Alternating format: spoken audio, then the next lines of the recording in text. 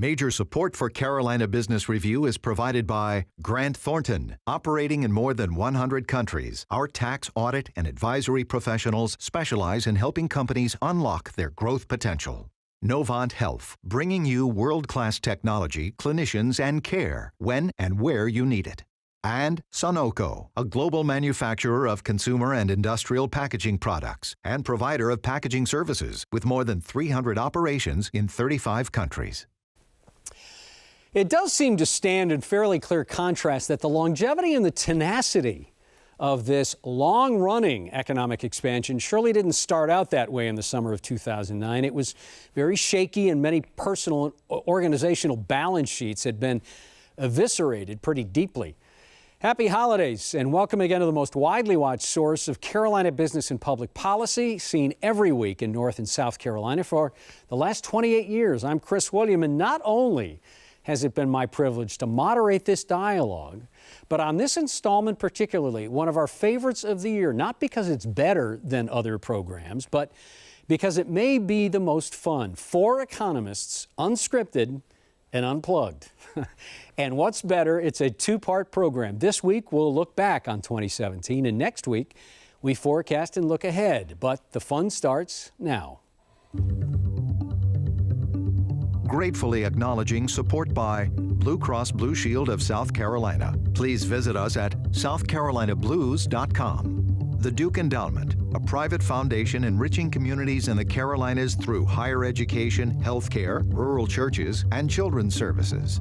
Barings, a leading global asset management firm dedicated to meeting the evolving investment and capital needs of its clients. Learn more at barings.com.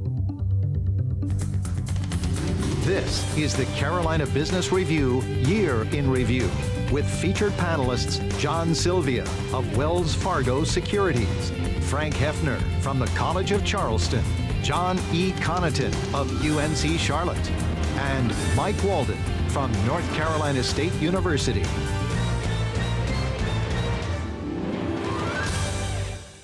Happy holidays. Welcome to our program. So I set you all up as being kind of a free-for-all, and here you are all sitting and looking appropriate, and I know that's not the case. Hands clasped, yes. Yeah, exactly. So, gentlemen, welcome. Happy holidays. Merry Christmas. Thank you. Same to you. Thank you. So, biggest issue that surprised you in 2017? Anyone, what was it? The fact the Trump administration didn't come out of the box with an infrastructure program. I thought that was a slam dunk. And they didn't. They diverted attention away from that. It won't be until 18, but I thought that would have been an easy legislative victory. I would say the strength of the U.S. economy, independent of the uncertainties of what happens in Europe and Brexit, the uncertainties in terms of political developments in the United States. I think the economy just continued to roll along, create the jobs, and income went up, and consumers spent, and the political situation was a sidebar. Mm-hmm. Stock market, once it passed 20,000. Yeah. You're talking about the Dow. The Dow, yeah. Once it passed 20,000 to go to 24, I mean, that was, I don't think anybody saw that coming. That defies gravity? Pretty close. Yeah. Yeah. Frank? You know, I've been saying, oh my gosh, so many times every morning. My wife is starting to slap me upside the head. And so I've gotten to the point where the biggest surprise is I'm not surprised by anything anymore. Really. I mean, there could be any news item that comes out tomorrow or after the show is over, and it wouldn't astound me one bit. You know, I want to start, Dr. Silvia, you brought something up here, and John, you also talked about it a little bit here, and that's this idea of, it seemed like equity, interest rates, markets, business in general, the economy, it seems like it doesn't even take notice to any of the geopolitical risks, any of the bad news. Or is there any bad news? Is that what's driving what's going on now? Well, I think on a week-to-week basis, you do see the volatility. Something comes up with North Korea, there's uncertainty, something comes up with Brexit. But when you look at the path of the month over month, it seems like this economy continued to grow. In fact, in the second half of this year, a little bit stronger than we've done in the last 5 or 6 years. And I think, again, there's a sense of, more progress is being made somewhere along the line. but people are getting the jobs and they're spending the money. And I think the market's been waiting for this. I mean, everyone knows it's been a slow economic recovery. I think there was a convergence of factors in 2017, some of it administration related. I think the markets have really liked what the president's done in terms of deregulation. I think they like the tax plan, whether that happens or not. I think we're also seeing consumer confidence, business confidence up. We're seeing, for example, the millennials starting to change their behavior, starting to spend, buy homes. So I think we've got a convergence of things that people are much more optimistic there's about. A lot baked. A lot of what has happened this year is baking in of what they expect to have happen going forward. But on a couple of notes about some things that were discussed here. Number one, what's surprising is that since 1854, remember, I think you're old enough to remember that. Jeez. The National Bureau of Economic Research has been cataloging the recessions and expansions. Right. Since then, there have been 33 expansions. Right now, this expansion has lasted 101 months. Right. And it's the third longest. And in 5 more months, it will become the second longest. And there's nothing sitting out there suggesting that it won't be the second longest expansion on record of 33 total expansions. So what's wrong with that? There's nothing wrong with that, but I mean, in terms of where we are in the economy, I mean, it's been surprisingly long-lived. The growth hasn't been what we would have liked to have seen, but kind of a byproduct of that is if you have this kind of stable, slow growth, there are no booms and busts involved. So I don't see this changing anytime soon. There are two things about that. Yeah, well, the first one is to take off on your comment, John, is that I'm a firm believer that expansions don't die of old age. There is nothing inherent that says just because you've lasted this long, you're just going to fall off the precipice. They die because of bad policy. They die because of exogenous forces, maybe a Korea event or something like that. That's what causes it. Just there's sort of that idea that we're due for a downturn just because we haven't had one. That's not part of the nature of the world, in one thing. The other thing is about on the uncertainty. The Fed has this nice economic policy uncertainty index, and I've been using it in a lot of my presentations to explain, this explains why things have not happened.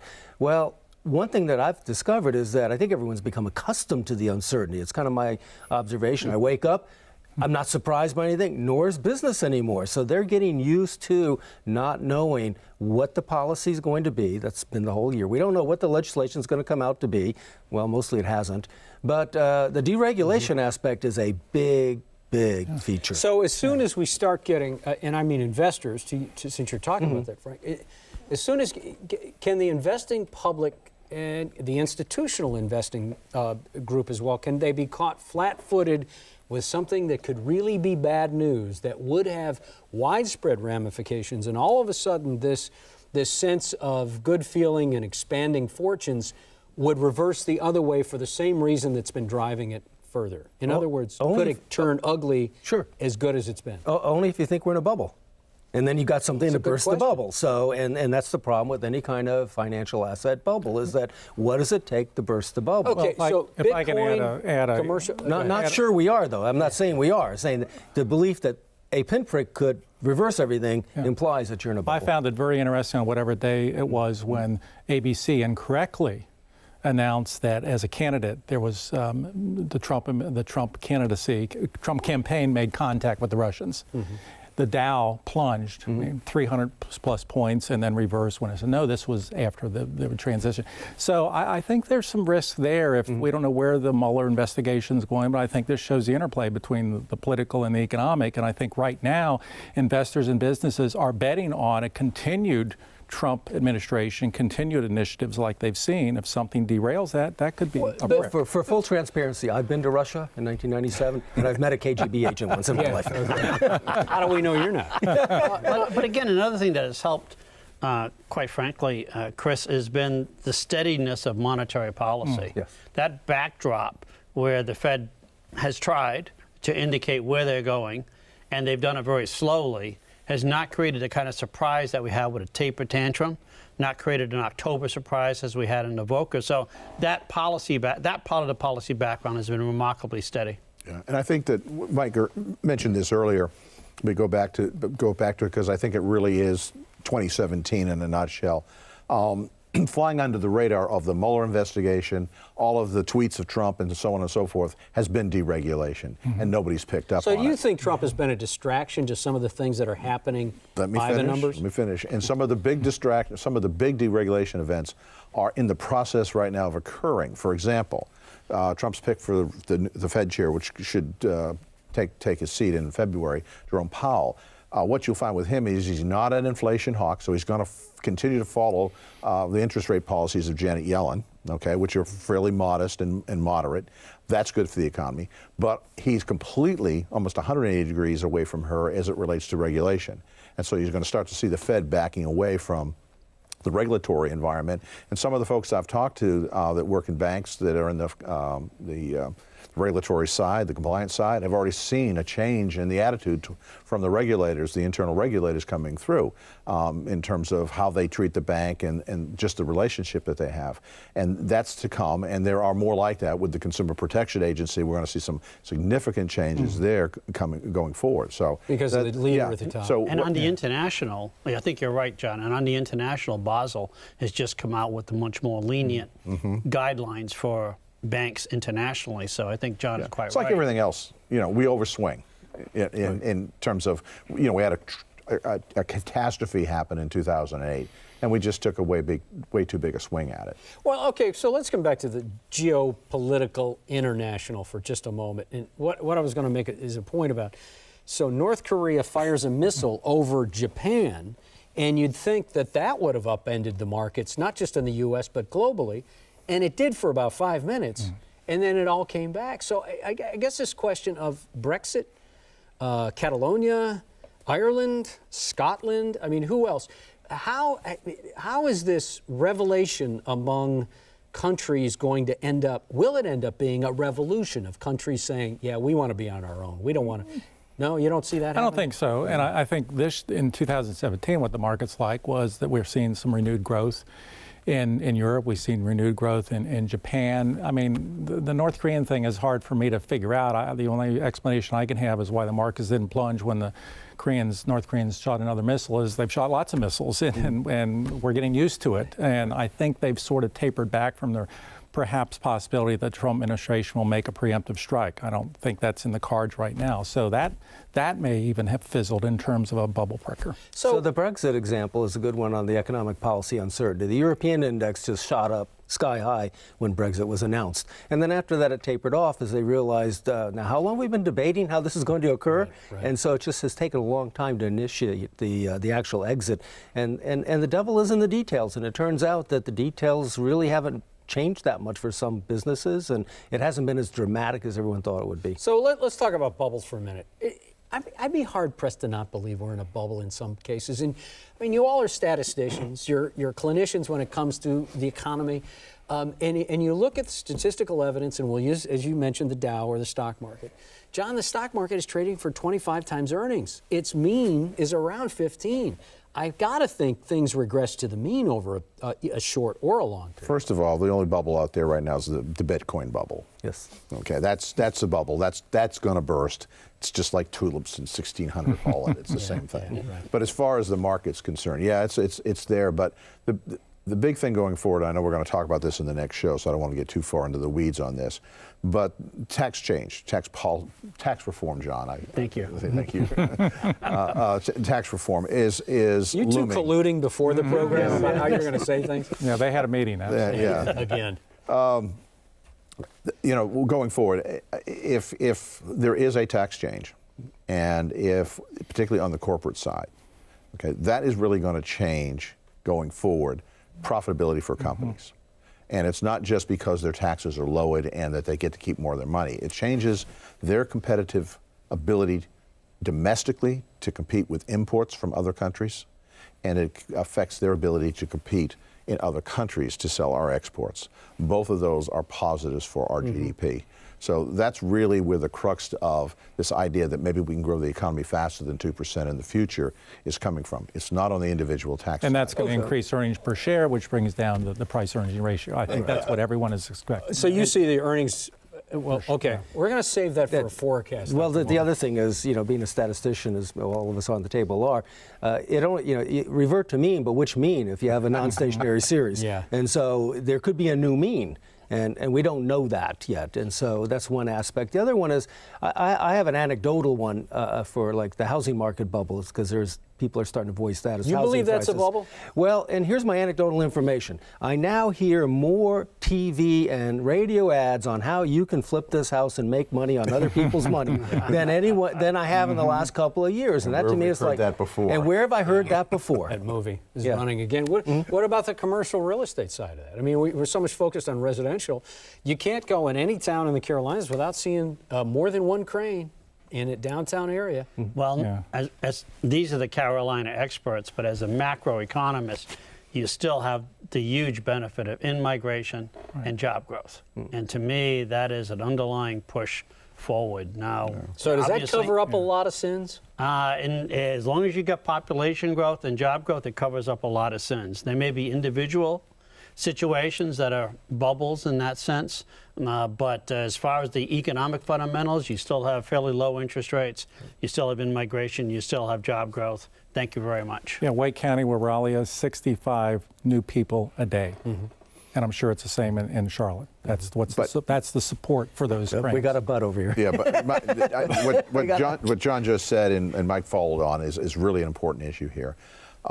This has been a very diverse recovery expansion. There have been winners and there have been clearly losers, and the winners are a very small part. So, for example, in North Carolina, go back to 2007 before it all began. Take a look at where we were, GDP and employment. Push it ahead to 2016. 90% of the change, 90% of the growth in employment, 90% of the growth in output for the whole state came from 2 MSAs. Raleigh, 3 counties, Charlotte, 7 counties in North Carolina. That's it. The other big Piedmont Crescent counties, or MSAs, Winston High Point, Greensboro, Durham, Chapel Hill, nothing. Asheville, Wilmington? Nothing to speak of. Really? Not in terms of the components. So, when you talk about where and this is not a picture, although I don't have the data because I work principally in North Carolina, I don't have the data elsewhere. I suspect this is the case elsewhere, that it's not just a metro, non-metro divide. It's a selective metro, smaller metro, non-metro divide. Well, before we get to the rural-urban part, so Frank, if you call that Piedmont Crescent in North Carolina, let's call it the Orion's Belt of Greenville, Columbia, and Charleston, Low Country. Can you describe that sector the same way that John just described? Exactly. I mean, but that's nothing new. I mean, that's 20 years of economic development in South Carolina is always focused on certain cluster areas, and that's where the growth has taken place. Those are the growth nodes. It's a self-reinforcing, it's a positive spiral. I mean, it works real well. And the other areas tend to be left on the side, slowly growing, maybe stagnating, and that's not uncommon. But you look at something like, we've got Volvo coming in to Charleston metropolitan area, and that's going to be a large job generator. Apparently there's a lot of firms that are going to be supplier firms with it. It's a big industrial park going up next to it also. So that's a huge plus for us in the state. Around economic development, Dr. Walden, this idea that HQ2, or the Amazon effect, as a lot of people are calling it now, because it's really made. I think the formal count was there were 238 different sections, metros, that have bound together to make a proposal to Amazon for the second. Even Hickory in North Carolina. And even Hickory in North Carolina was on its own separate proposal.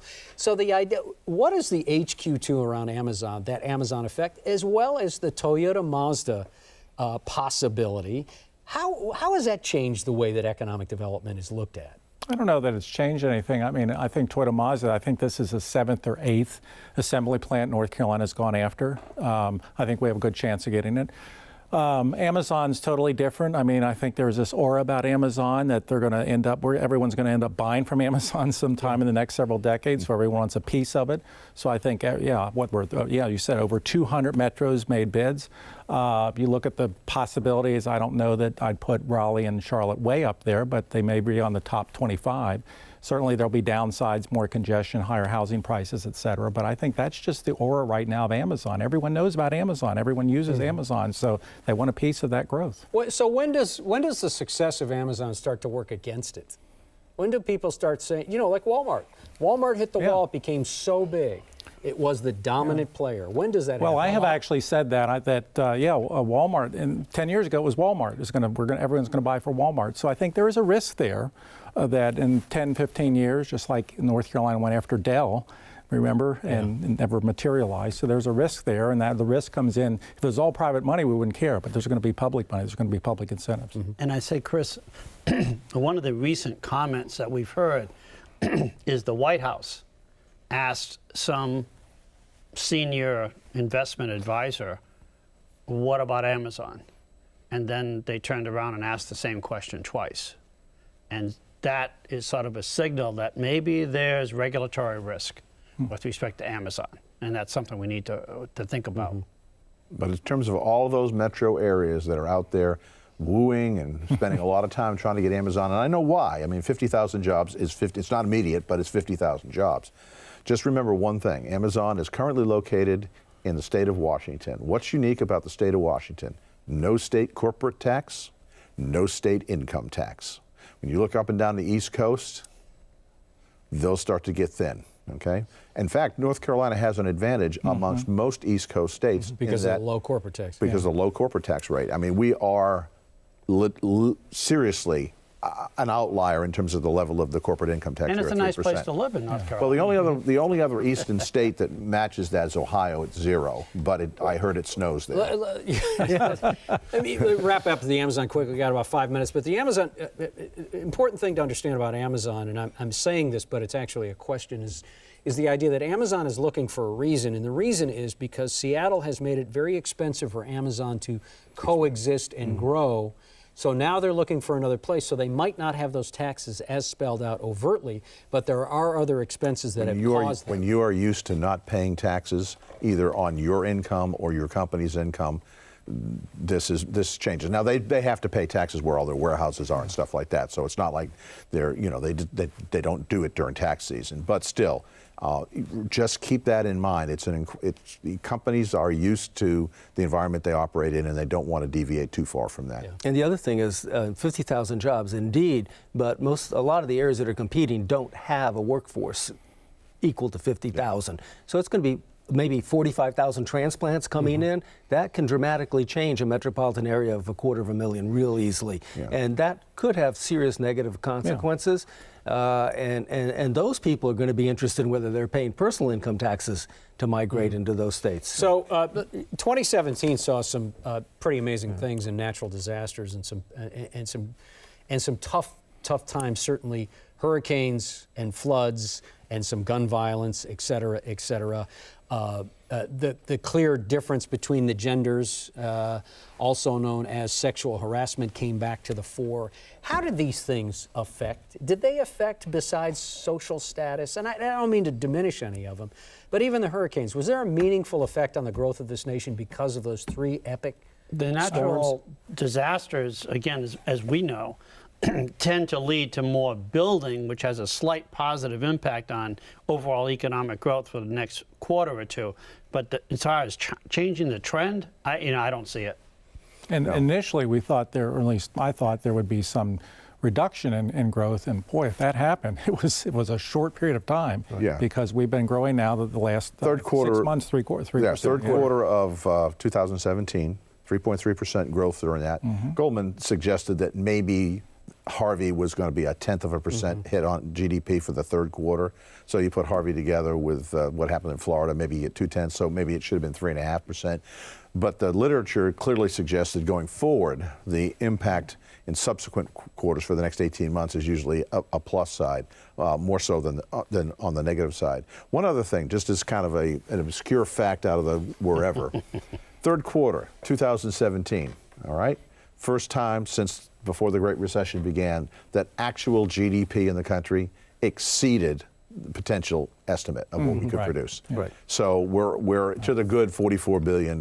We no longer have a GDP gap, and it's very heartening for somebody who grew up during the Cold War to make sure we don't have any gaps. So this is very, very important. South Carolina, in the last 3 years, 2 hurricanes, 1 major flood in Charleston, and then, of course, the nuclear power plant shut down, which is, when you think about it, that is a major issue. Would have been on a normal course.